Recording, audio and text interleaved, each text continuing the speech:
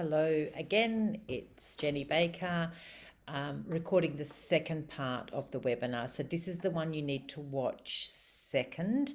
The language devices is the one you need to watch initially. So this is about delivering the program, and I have written and delivered the program many, many times.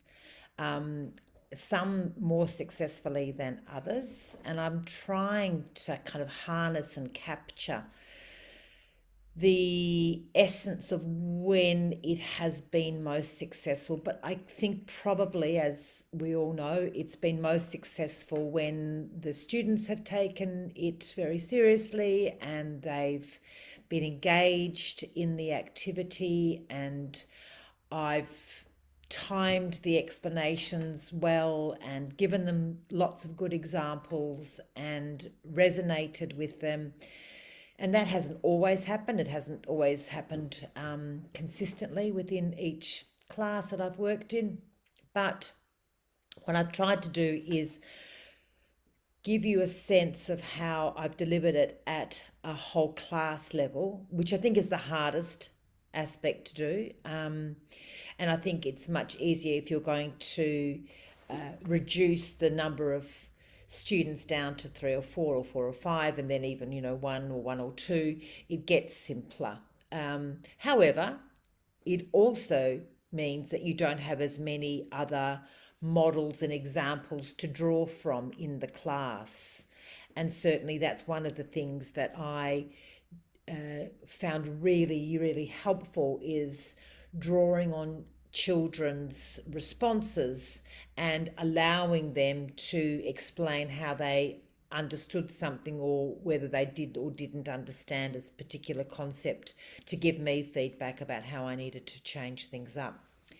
So I'm going to share the PowerPoint with you now and put myself in the corner. There I am. Good. So again, it's a methodology. The formulas for frames is a methodology for teaching students the how and why of employing specific grammatical or language devices within a narrative genre. I toyed up whether to use language or grammatical. Now I use them both together because I really want people to understand that grammar is language, and that we're using specific grammatical or language devices for purposes within the narrative genre. So after you've watched the first presentation, you'll know that I'm a strong advocate for teaching form according to function, to teach the grammatical device according to what job it does within a sentence and within the overall text. And I think it makes it much more salient and much more accessible to students if they know that, alliteration creates emphasis, or a simile creates imagery. They know the job it does, and they know when they need to employ particular devices to do particular jobs within the sentence. So what I want you to do now is read these two texts and identify the differences between them. All right. So the first one is, they're both the same girl, year 4 girl. She was reported as being an average writer by her teacher. And it's the difference between the pre and post test. So the pre-test and post-test were both given with 3 minutes planning and a writing prompt. The first prompt was the night a boy or girl got locked inside Target, or it could be Bunnings, or Toys R Us, just a store that the child knew well. And the second one, the hot task or the post-test, was the day a lion escaped from the zoo. So I'm just going to hold it here and let you read it.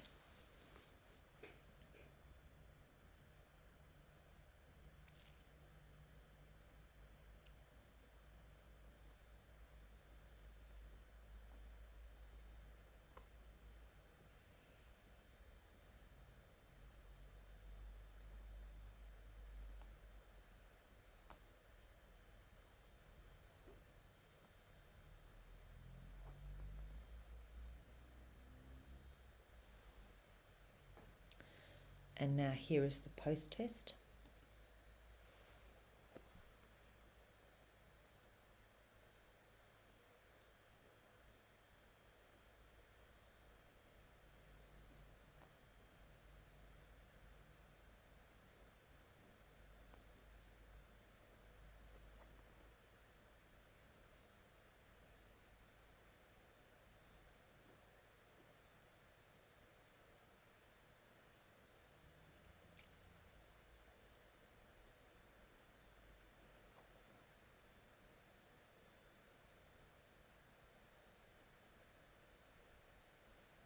Okay.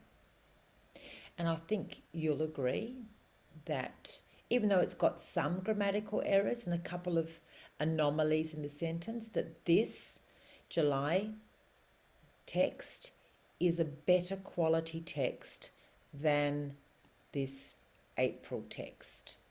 So let's see what happened between July and April.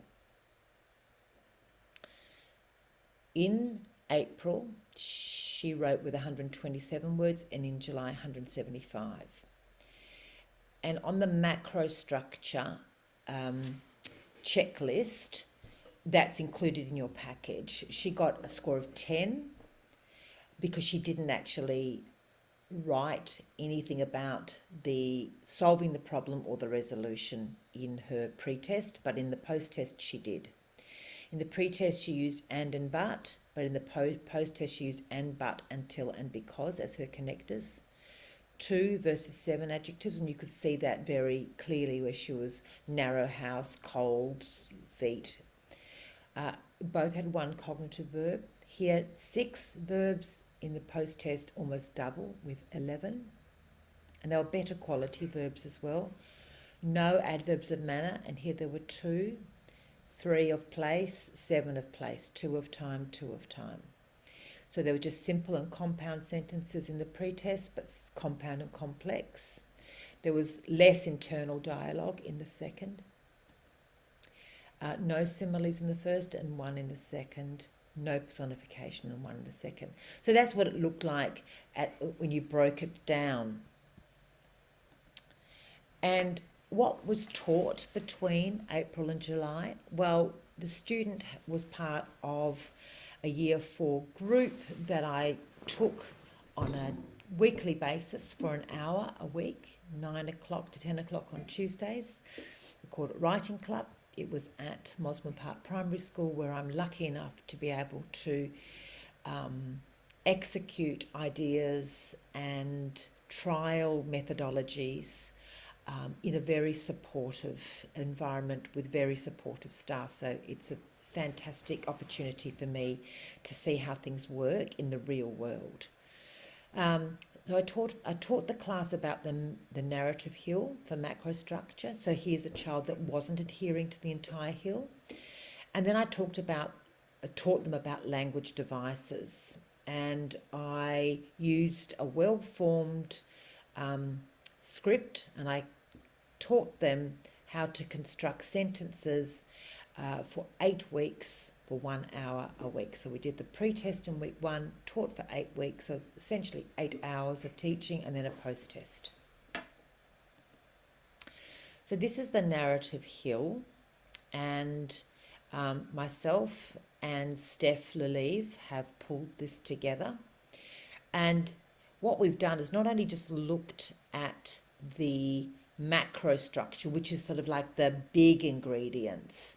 So what we know about a story is that you orient the listener, or the reader, to setting and character. Here. And then you have some motives for actions. So something happens, the boy wants to stay in Target and play with the toys that he hasn't got enough money to purchase. So we start off with him and how old he is and his name, and then we move him into the shop, maybe into Target, and he wants to stay and play with some toys that he can't afford. And then the shop gets closed in and he's locked in there, and he can't, but he's kind of happy because he's, stooging around, playing, eating lollies, having a great time, but all of a sudden it's cold, it's dark, he's hungry, it's scary, he wants to go home. And then he's emotional, and there's maybe some dialogue in there about how bad he feels. And then we've got a couple of events that may solve the problem but in fact don't, and these are fabulous for creating suspense. So maybe he tries to climb out of a window but it's too tall. Maybe he tries to call someone on the phones but they're all dead, and finally a security officer finds him. And then down here he responds to the solution. So again, an emotional response. He's thrilled, he's happy, but he's also worried that he's going to get into trouble. And then last one, that he'll never do that again. So that narrative hill is pretty common across all stories. You orient the reader in time and place and character. Then there's that motive for action, moving into the steps leading up to the problem. Then there's a problem, and then you kind of explore the problem with emotions and dialogue. And then you can have a couple of attempts to solve the problem that don't work. I think they're really, really useful, and they build in suspense. And then a problem that does work. And then we have the response to the solution, so relieved, happy, but possibly in his case a little worried that he's going to get into trouble, and then a resolution. So that's fine. But what we've also done is looked at the very specific language devices that might be used at different parts of the narrative hill. So down here we've got in the orienting section that we'll use adverbs of time and place. We might use some upgraded nouns and some adjectives. Here with the motive we might have some mental verbs where he's thinking and wondering whether he can afford the toy and then deciding to stay in Target for the night. Then some very big dynamic verbs, dynamic upgraded verbs, and then again more at time and place adverbs, and so on. Mental verbs, adjectives to describe feeling, more dynamic verbs, more mental verbs, more adjectives. So those are really kind of situation specific, but in this red block in the middle, there are the ones that will occur throughout. So lots of imagery, lots of connectivity and emphasis. So it's a matter of writing the script, and that's what I did. I wrote the script with those story grammar, those macro structure, the narrative hill in mind. So all the stories go up the hill, and then a couple of abortive attempts at the solving it, and then down the hill again to a resolution. So they all follow the hill, and specifically they have all of these linguistic or grammatical or language devices at those points throughout the stories. And as I said, I did it at Mosman Park Primary School, and I'm forever grateful to the principal and deputy principal and language coordinator and teachers there. They are a marvellous bunch. So here we go on the journey of teaching the macro structure and micro structure one sentence at a time. And I'm going to show you the first 5 frames of one of the stories that I wrote called Stranded, and have a look to see how it looks. Every package has a story in it, and there are 8 stories, and every story has 18 frames. So it's been broken down, so getting locked inside Target, or we've called it J-Mart for the night, has 18 different pictures to represent the story hill or the narrative hill. There's one's about a lion that escapes. There's one about girls that go for a paddle and a girl gets pushed out of a canoe and gets into trouble in the raging river. There's one about 2 young astronauts that go into space. So there's a myriad of different contexts and settings and characters. I've tried to use as young girls and boys as main characters in the stories. So every story has a script, every script is analysed, so you will know exactly what language features you need to teach if you are going to teach the scripts as they have been written. So you need a set of sequence pictures, and I've provided those in PowerPoint, so you can put them up on a whiteboard or a smartboard if possible. The students need workbooks. They need A4 books where they can write the story on one side, and then they can do their notes, any explicit teaching that you are going to do that depart from the story, they need to write in an A4 book, and a whiteboard for doing that teaching. So here we go. The first thing I would do, and with Stranded, I showed them all the pictures. So there's 18 pictures, and I just said to them, this is the story we're going to write all together, all term. And at that point, they all groaned. And I said, it's going to be fabulous. We are going to learn so much and help each other because we're all working on the same story. So I showed them the pictures of Stranded and went through, and Stranded is about a family that are on a yacht, and they are sailing along in the sunshine, and then all of a sudden a storm erupts and their boat sinks and they have to swim to a deserted island. And again, for a while they're okay on there, they're fishing and making a hut, but then they start to get hungry and miss home, and then they want to try and get off the island. So the first thing they do is kind of wave down a ship as it's passing by, but it doesn't see them. Their second attempt is to make a raft, but it gets caught up in waves and breaks apart. And then their final attempt is writing the word help in big letters, in stones and sticks on the shore of the island, and setting up a fire with a big flame. And rescue helicopters see that and rescue them and take them home. So I let them see the story so they know what they're going to have, and I show them how the story maps onto the hill. And I'll just show you here. So here is the story. This is actually another one. This is about a Ferris wheel catching on fire. But you'll see I get them to actually write this, parts of the story onto the hill, so I understand that they know what it means to map a story onto the hill. So if I go back here, so I'll get them to draw a hill, and then they can draw pictures or write words on there to show how that story of the family being stranded can be mapped onto that hill. So then one by one, so that actual telling this, and I also tell them the story. So I take the pictures away and I tell them the story using the script.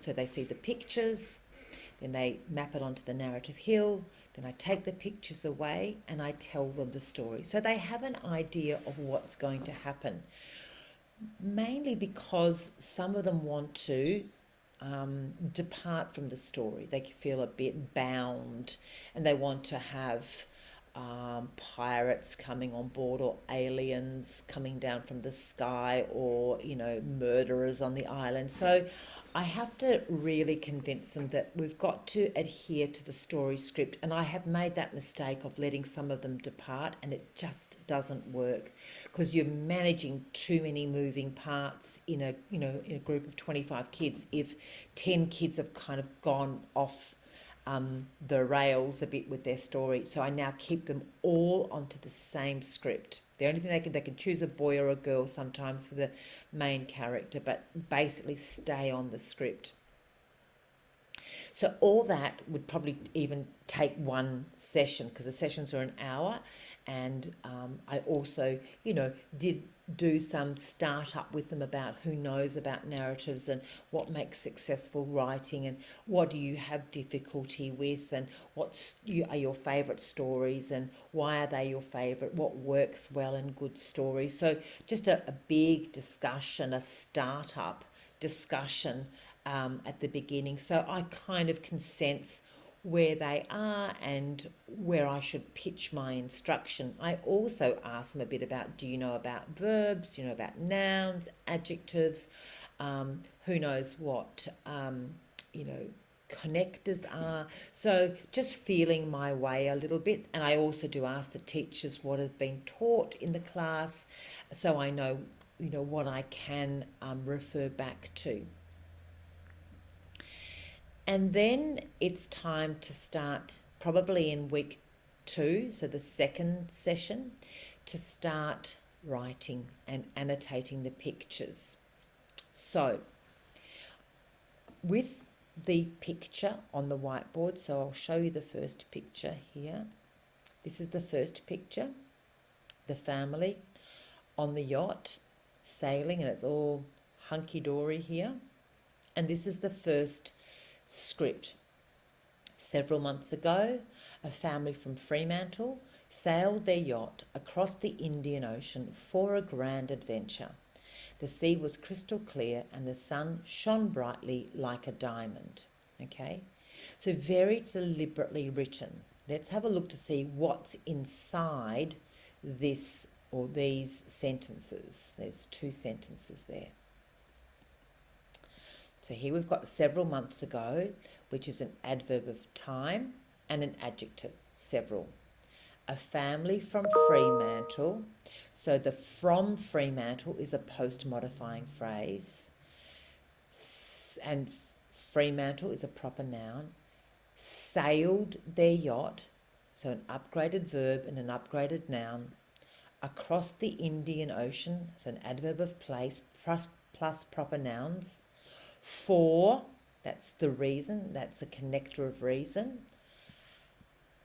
An upgraded adjective, a grand, and an upgraded noun, adventure. The sea was crystal clear. So I've got a string of upgraded adjectives, crystal clear, plus an alliteration, k. And the sun shone brightly like a diamond. So I've got an adverb of manner, brightly, and a simile, like a diamond. So if you break that down, as I was saying, an adverb of time, an adverb of place, proper noun, upgraded verb, upgraded noun, adverb of place, proper noun, connection of reason, upgraded adjectives, alliteration, connection of addition, and the sun shone brightly, adverb of manner, and simile, like a diamond. So there's a lot to teach. That's what you've got to teach. Now, here's the thing. You don't have to teach it all. You might just say, day 1, lesson 1, I'm going to teach maybe adverbs of time and place, and then I might teach simile, like a diamond. And let's say, what else could we do? Maybe an upgraded adjective or something like that. So that's what you choose, what you want to teach.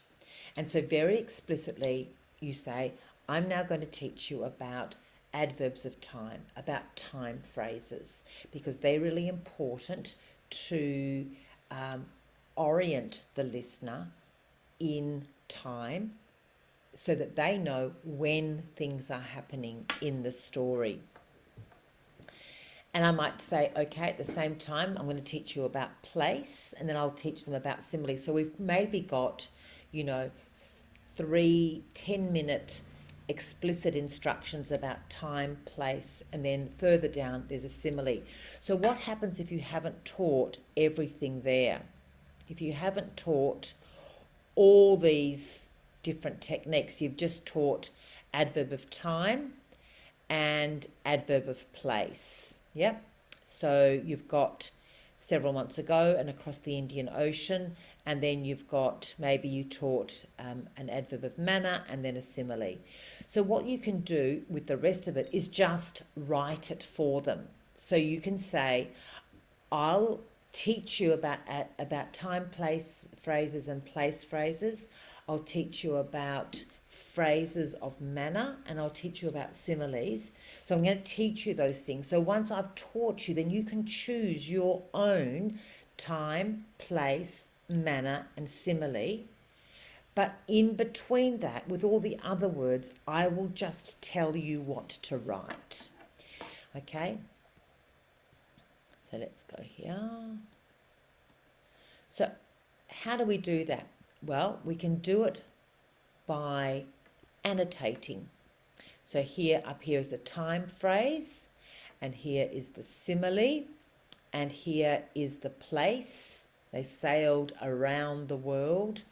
So I use visual annotations on the whiteboard to provide students with an understanding for where and when and why and how the different grammatical devices need to be inserted into a sentence. And in a while, when I show you some of the videos, you'll see the children reading off the annotations. So they might say something like time phrase, so one, family name, and here, so they might say, a long time ago, the Smith family sailed around the world. That's their first sentence. The second sentence was, the sea was crystal clear and the sun shone brightly like a disco ball. So my first sentence goes from here to here to here. My second sentence goes 1 to 2. So as you can see, I would then include anything in there that I don't want. I would reduce the cognitive load, not teach them everything, choose a couple of goals. This was from a slightly reduced complexity. This is from the year 3s when I was teaching this, so it hasn't got quite everything on there, but you know, it's enough of an idea to show you how you annotate the pictures in order to show the children, to illustrate what words need to be used in each of the sentences.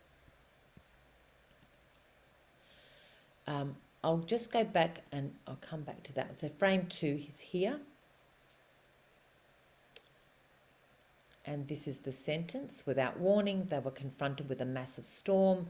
Lightning cracked above their heads and a huge angry wave snapped the mast in half like a toothpick. And these are the language devices, so adverb of manner, an upgraded verb, confronted, an upgraded adjective, massive, lightning cracked above their heads, so onomatopoeia, cracked, and an adverb of place above their heads, huge angry wave, so that's personification via the adjective angry, and upgraded verb snapped, the mast, upgraded noun mast, similarly like a toothpick. And there's the annotation. And I'll show you 3.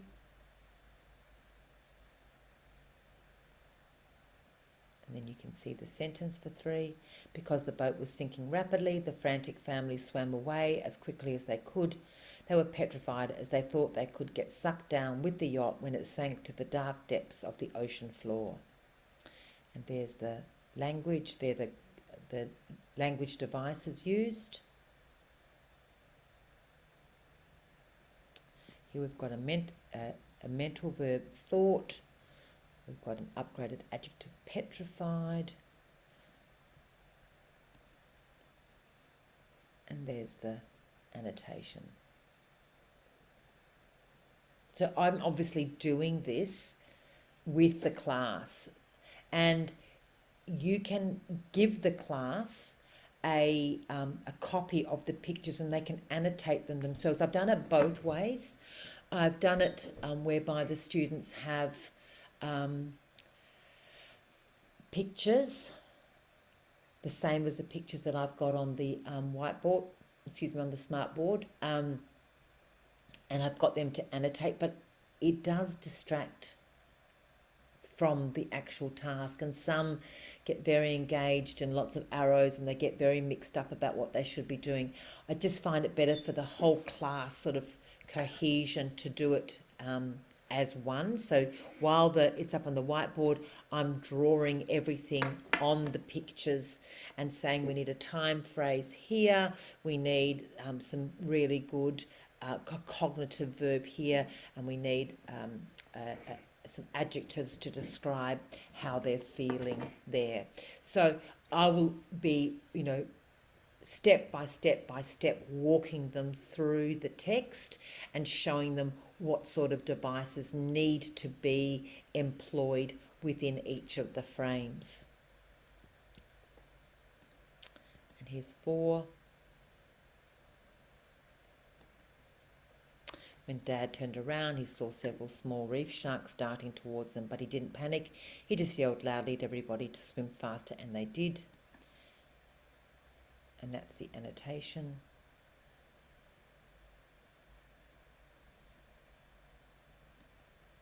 And 5. When they reached the shores of the deserted island, they were exhausted and sat on the sand, watching their yacht slowly sink to its watery grave. It looked like a toy boat in a baby's bath. They were devastated.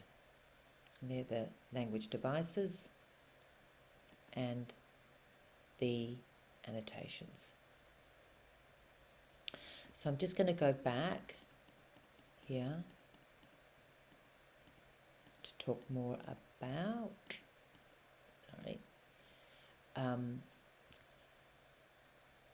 some of the kind of the do's. Don't think there's any don'ts, just the do's of implementing the program. So always provide a model sentence. So I will always say, one sunny day, the Smith family were sailing their yacht across the Indian Ocean for a grand adventure. I'll say it again. One sunny day, the Smith family were sailing their yacht across the Indian Ocean for a grand adventure, and I'll show them on the annotated frame how that works. And so I will then say, you can write exactly what I've said, or you can change out, because we've learned about time phrases and we've learned about place phrases.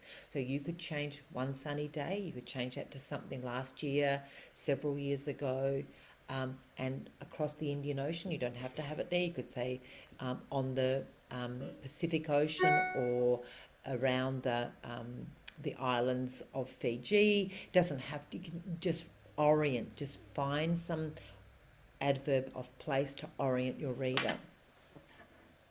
So teaching opportunities will arise prior to and during each lesson, and I just feel like you have the down tools and teach. If something comes up and they're confused, or it's a good time to teach, and even if it wasn't something that you'd planned to teach, something of personification comes up and you think, oh, actually, this is a really good opportunity to teach it, I would just, be flexible enough to move away from whatever you were going to teach and teach personification, because ultimately you'll teach everything once or twice very explicitly. The kids will have written the examples in the kind of the notes section of their book. There will be examples. There will be, I explain something like personification. I'll say things like, when it's a personification, it's when something that's not living is given descriptions or actions of something that is living, like the bushfire roared. So I'll say, everyone turn to your partner and explain what personification is. Can you see the word person in the word personification? Let me write it on the board. Now I want you to write personification in your notes, and I want you to have a crack at explaining what you think personification is, and give one example. Use the bushfire example, or find an example of your own, maybe something like a storm, and write a sentence about a storm that uses personification. So it takes a lot of time, because if you're going to teach it properly, you've got to make sure that you've got the explanation, you've got examples, you're checking students' understanding, and then you might teach it on on session 2, then you might teach it again on session 5, and then review it on session 7. So there's always be opportunities through the whole script for personification to come up. So it's too important not to teach it when the context is right. Um, so warn students that you'll be stopping to teach when the need arises. And I also say to the very good writers, and I don't single them out, but what I will say is I've read through your pre-tests, and I know some of you find writing very easy, and you're very talented, and you're writing like grown-ups. And so for some of you, this might be a little bit boring or basic, but what I hope it will do, it will give you a way of capturing what you're doing naturally, but maybe you don't know you're doing. And so things like personification or adverbs of manner that kids don't really understand what they're doing, but once you start to classify it and provide examples, they're much more aware of and then able to replicate those techniques. I often ask students to read aloud for the class to learn from, and then we analyse those sentences or say things like any opportunity to upgrade in there. And I also ask them to nominate the hero parts of their sentence and tell me why. What was your favourite word in there? Or is there anything in up there that you could upgrade to make it into a real hero? I'm always asking them to reflect on their writing, and as I said, repeat and review all new and old concepts. Keep the learning buoyant, fresh, and revised all the way through those 8 weeks. I always get them to reread their own sentences. So before I ask them to read aloud, I'll say, please check, read your sentence, read it to your partner, so that you can be sure that you've got the very best sentence that you can. And 2 or 3 times in the process, I ask students to write their own sentence in response to a picture frame, but I don't teach them anything. It's just there as formative assessment. So I don't do it until about frame 12, maybe frame 12 and frame 16 or something like that. And I just get them to put a box, highlight around the paragraph that they've written or the sentence that they've written, so that I can get in there and have a look to see what's sticking and what's not. And if there are any sort of universal errors, I'll try and iron them out. But certainly lots and lots and lots of rehearsal, because what I'll say to them is, say the sentence, look at the picture on the board, look at the notes that will guide you about what words to put in your sentence, and say that sentence inside your head. Say that sentence out loud. If you want me to listen to the sentence, put up your hand and I'll listen to it. Once you're happy with it at a verbal level, then you can write it, but do all your editing at a verbal level. And I think that that's part of the difficulty that students have, is that they write and then they don't actually go back, or they haven't prepared, they haven't rehearsed well enough.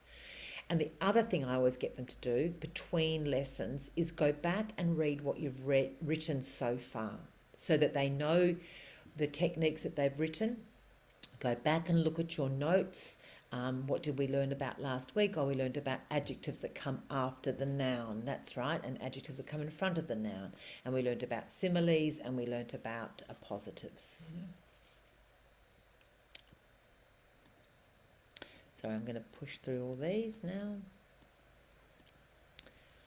Hopefully the methodology, it's very hard to be prescriptive about the methodology. I found that the hardest thing. I found I found everything quite difficult, but it is hard to prescribe how to teach these. So what I ended up doing was taking videos of myself teaching it, hopefully to capture the sort of essence of the instruction that I'm providing students. But I also wanted to show you some of the workbooks that I'm using, or that students have used. So there's the seeing verbs versus the thinking verbs.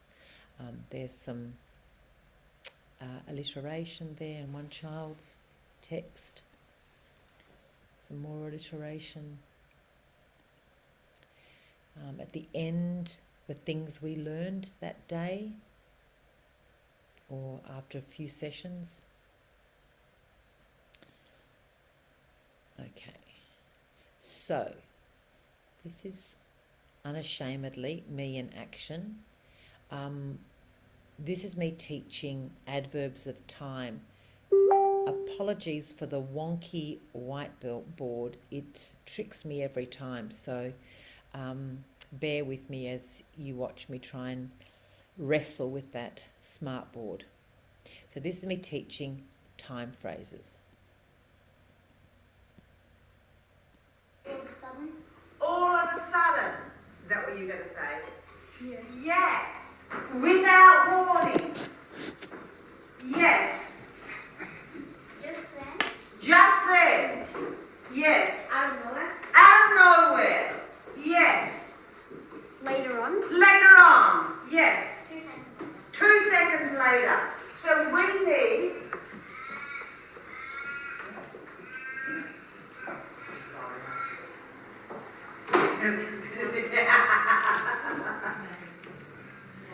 Right. So right here, we need a shocking time phrase.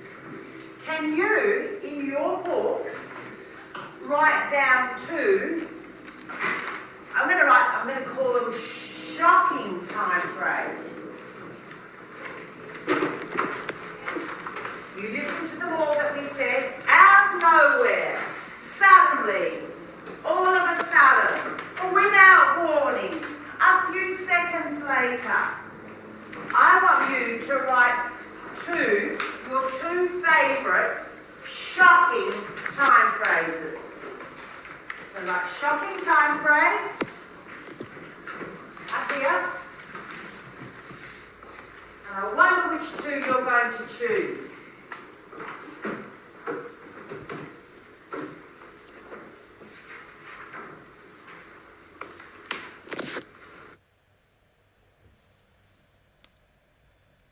Okay. All of a sudden? The next one is about adjectives. Say that with me. Adjectives. Adjectives. Got 3 syllables. Adjectives. Say it again. Adjectives. Who's heard that word before? Adjectives. I'm going to tell you what they are, hands down. Can I hold your pencil case up? Adjectives. This is a thing. It's It's got some fantastic qualities about it. We can put words, if I put that there, like that, and let's pretend these are all words in front of it. We can put words in front of pencil case. We could say, I'm actually going to write it here. Here's a pencil case, and it's got stripes, and it's got ears, and it's got eyes. We can put words in front of pencil case that describe. Who's it describe? Well done. That describe. Those words are describing words. The other proper word for them is adjectives. So adjectives go in front of the thing. Adjectives can tell us lots of things about the size, the colour, the quality, the age. So if we put a size in front of this, what would we say? This is a something pencil case. It's a large pencil case. If we put colour in front of this, we could say this is a colourful pencil case. Could we put large, size and colour together? Let's say this is a large, colourful pencil case. My goodness, we can. We can put two, what are they called? Adjectives. Together. Who two adjectives together. Large, colourful. Let's think of the quality. Do we like this pencil case? Yes. It's really pretty. It's really fluffy. It's really cute. Ah, so we've got large, colourful, cute. Now we don't know how old it is. How old is it? Is it old or new? Old. Doesn't look old, it looks new. So we can put one or two of these words in front of pencil case to what? To describe it. So this one now is similes. I've got a sun that is sparkling like a Heaven. Diamond. diamond. What else sparkles? Sparkling like a glitter bomb. Sparkling like a glitter bomb. Sparkling like a disco ball. Oh my goodness. How much do I love those? So here we've got a sun that is sparkling like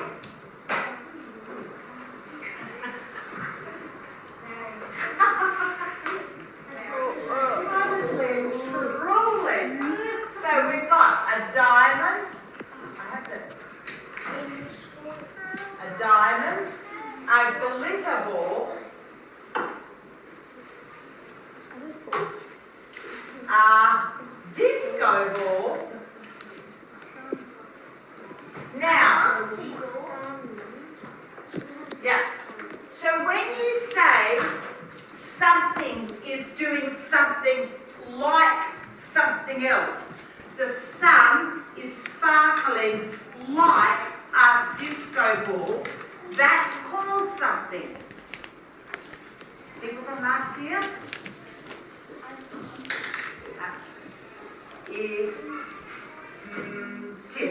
Simile. So I want you to write on your... So I went on to talk about the fact that simile has the word similar in it, or that it's comparative to simile, and then I got them to draw the sun and then draw the glitter ball or the diamond and then make a comparison between them in their books, and then write some similes for a range of different objects to show them how they work. Unfortunately, like each of these clips is so long, I'm just trying to show you the very essence of them so you don't get to see the whole lesson. This one is about selecting vocabulary. Biggest, most important aspect thing of this picture. Is it the boat? Is it the family? Is it the wave? What is it? It is the wave. It is the wave. So you've kind of got to work out what is the hero of the frame. And in this frame, it's the wave. Now here, my darling, is where you can give us that beautiful word that you had 2 weeks ago. You said the wave dominated the small boat. Who knows, you don't have to use this, but I'm going to tell you what this is. Who knows what dominated means? What does it mean? I'm pretty sure it means craft something. Yeah, it means like if you dominate something, you have power over it. Yeah? So you are the boss of it. And kind of a boss in a really bossy, really almost a bit negative way. Nobody likes to have somebody dominate them. It means that they're always bossing you around. So you could use that beautiful word, the wave dominated. So we could do that. And dominated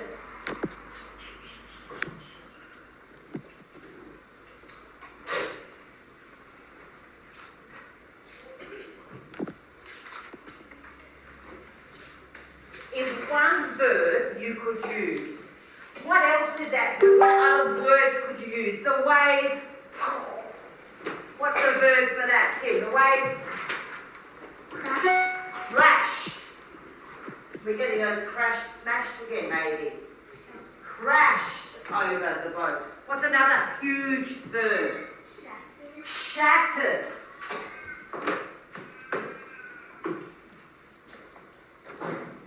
The wave, yes, bashed. Right. Can't keep going, we've got lots of frames to do. Hands down. We need some describing words for this wave. The what wave? The Humongous. humongous. That's a cool word. Humongous.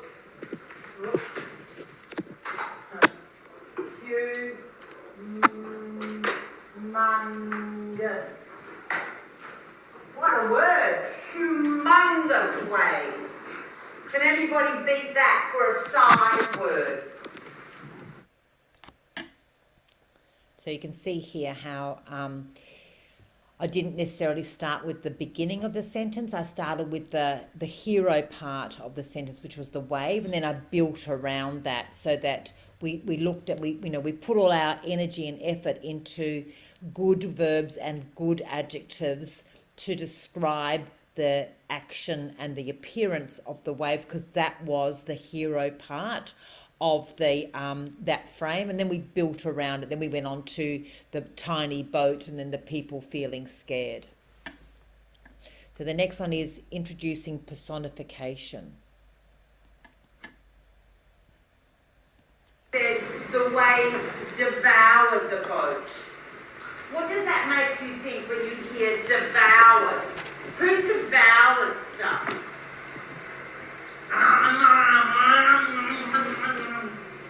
Who does that?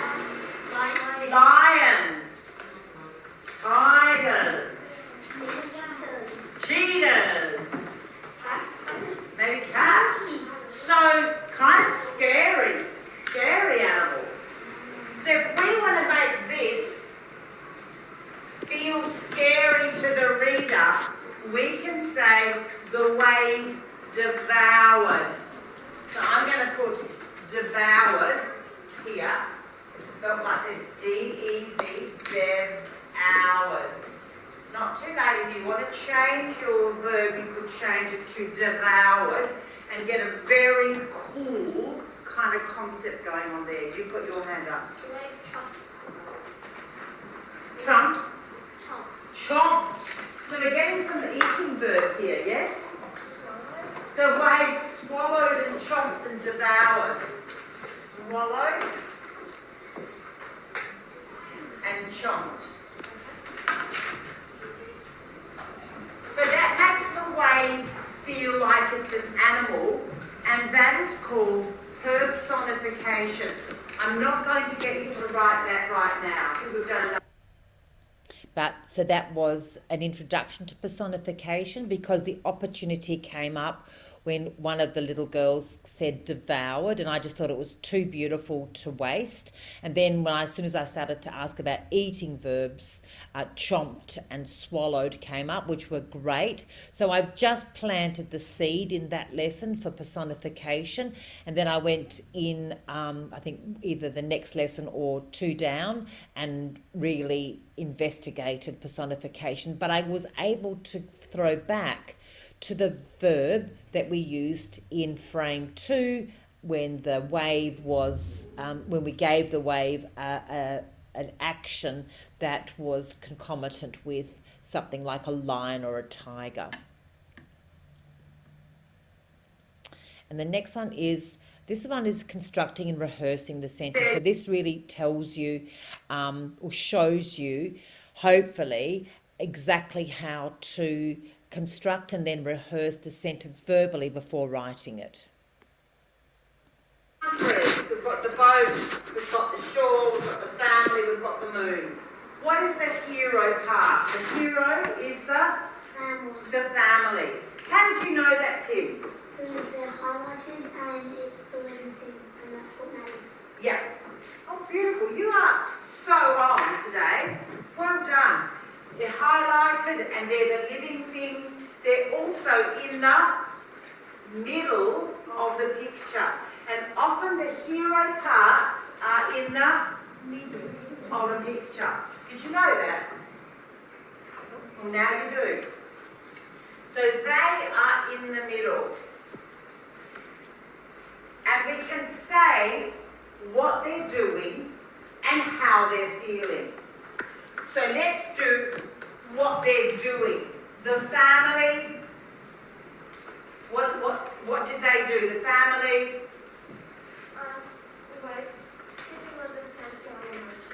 we're sitting on the sand feeling emotional. The family took a rest where? On the shore of the island. The family, what did they do? They huddled together. That's a beautiful word. Where did you learn that word? I think I learned it in a book. Ah, you learned it in a book. That's a clue. When you want to learn new words, the best place to find them is in a book. Okay, so we've got to talk about what the family did. So number one, what the family did, they huddled together. Number two is the where phrase. The family took a rest on the shore of the island. The family huddled together on the cold sand. Next thing, number three, is their emotions. I'm just going to draw like a little line around their faces. And we're going to put a line out here. And they felt relieved. And whenever we've got an emotion, we can always give up. Emotions allow us to give the reason. Who said reason? You two did? And you? Well done. Good side here. Good listening. That's important for you to remember. When you write an emotion, you give a reason. Why did they feel relieved? Because they're off the boat. Because they were off the boat. Here's the boat. And they were off the boat. Here's my sentence. I'm going to use huddled. So this is what they did. The family huddled where? On the cold sand and felt relieved because they escaped the sinking boat. Here's my sentence again. The family huddled together on the cold sand of the island and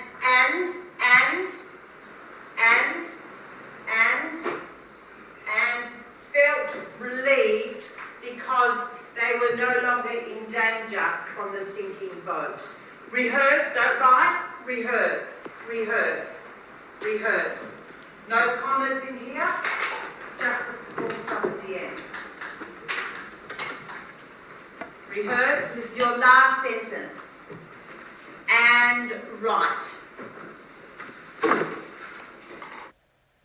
So in that example, I deliberately constructed the sentence in two different ways. And now I listen back and look back, I'm not sure that that was the right thing to do. I feel like it's better to use the same sentence for rehearsal. Otherwise, those children that can't hold different versions of the same sentence in their head will lose the whole lot or lose a lot of it. So I think you've got to sort of teach to the lowest common denominator in the class. And here I'm keeping a really tight rein on the sentence structures. I'm not letting them depart too much, but I do later on in the program. And this is explaining how to use the connector but. Think about that bad guy. Brilliant. Okay. So here, the family swam to the whatever island. Yeah. Are we going to talk about the sharks? Yes. We can, and we can use the word but. We can talk about the sharks here, but, and remember what but means. We've got but. I know what but means, and it did a rude on me, but what but means is that sharks were swimming after them, but you don't expect this to happen, but they didn't bite them. They didn't chomp them. So here you can have one sentence. The family swam to the cold deserted island, or the family swam to the unforgiving island. Full stop. Small sharks followed them, but they didn't bite them. So here, let's do the numbers. Number one, the family swam where? To the unforgiving island. Full stop. Then you talk about the sharks. Small reef sharks followed them, but, and here is what happened. Okay? 20 seconds. Have your sentence inside your head. Rehearse it. Start with one, the family. Two, the place phrase. Three, then you stop. Next sentence. Sharks, but what happened? Sorry to interrupt. Okay, and the last one is students sharing their sentences. Sentence. They swam to the hole. They, small reef sharks followed them, but they didn't hurt a fly. Small reef sharks followed them, but, tell me, But they didn't hurt a fly. but they didn't hurt a fly. Well done, Julius. But, how did you finish your but? But luckily they did not cheat. But luckily, they did not chomp. Okay. So now, hopefully, I'm never convinced that I've given enough of a example of the teaching process, but I guess you just can't capture every single moment of every single teaching process. It's too hard.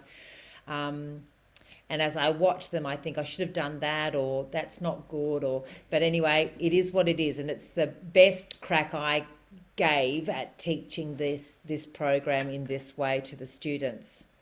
So let's just finish up by having a look at an evaluation of the program. So after I've taught a class, I always look at the pre and post data.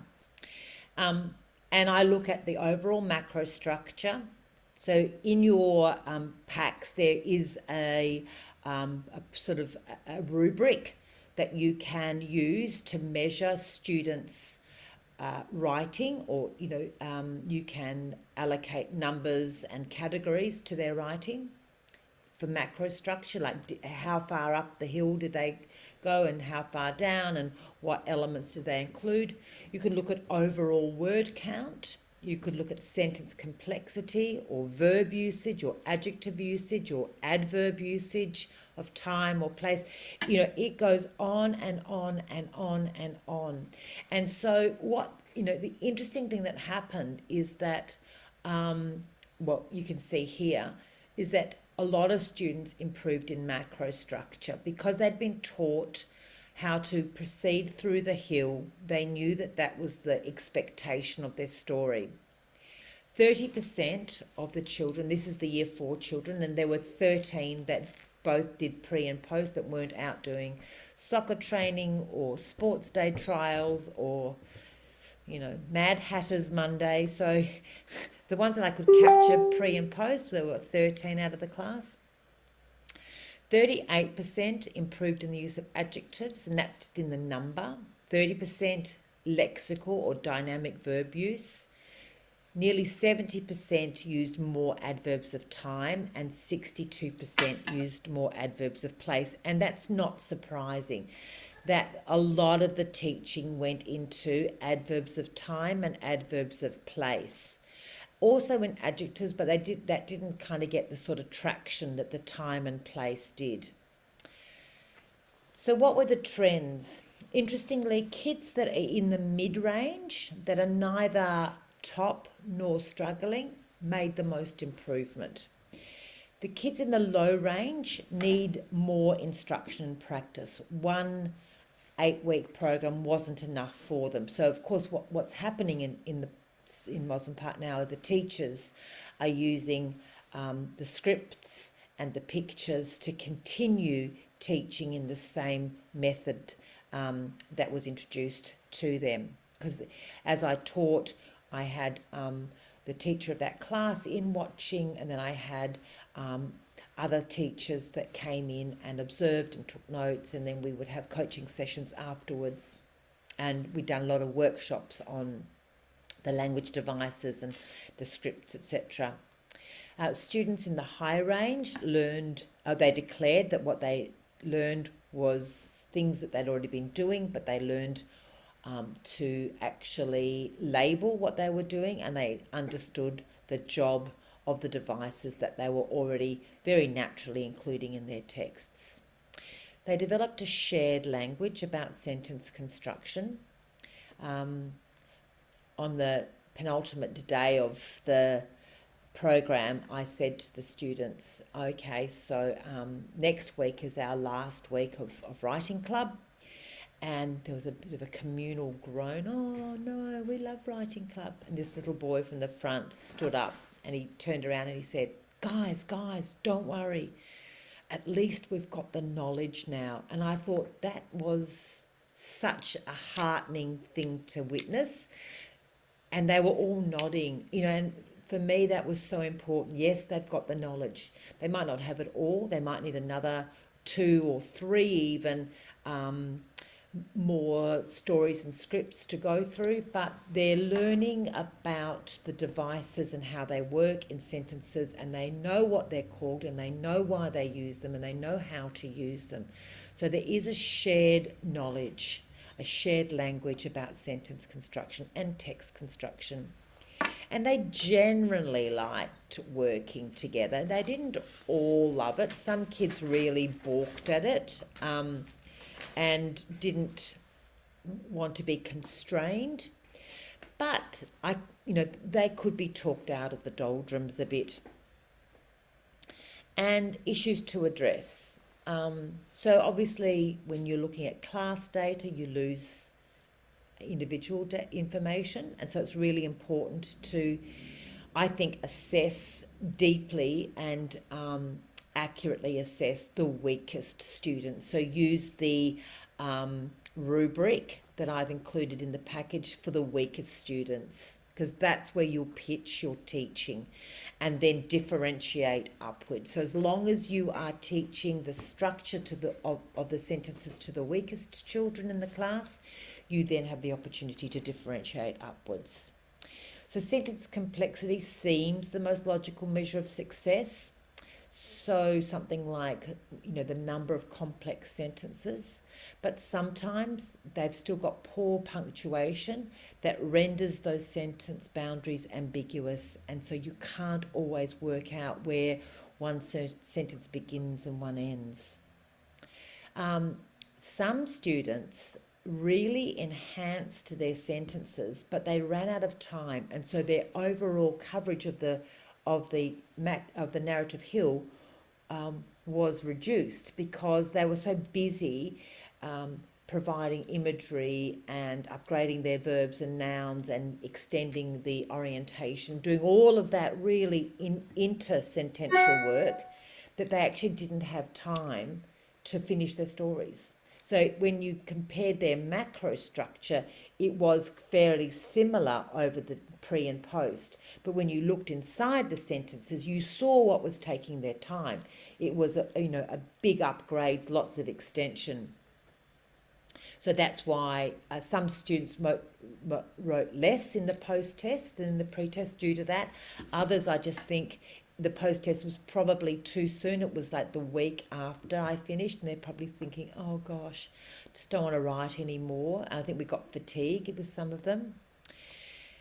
And the question I continue to ask myself is how much instruction is enough for students of different ability levels, and of course we're always worried about the low achieving, the struggling students.